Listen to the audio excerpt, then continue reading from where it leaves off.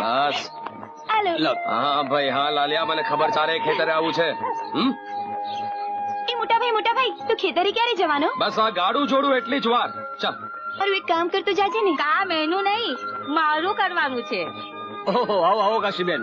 બેન ઘણા દિવસે આવ્યા હો હમણાં. હા અમૃત ભાભી, હું તમને એમ કહેતી હતી કે આપણો દેવલો છે ને એને રાજકર લગ્ન નક્કી કરવા મોકલવાનો છે. ભાઈ કોના લગ્નનું? કોના શું? મારા લગ્ન નું.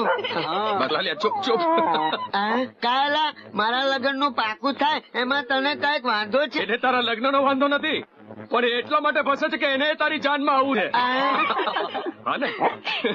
પણ હું તો મારી ભાભીને તો જ ઘરમાં ઘુસવા દઈશ કે પહેલા મને 100 સોપારી, રૂમાલ અને મનગમતી બંગડી આપે.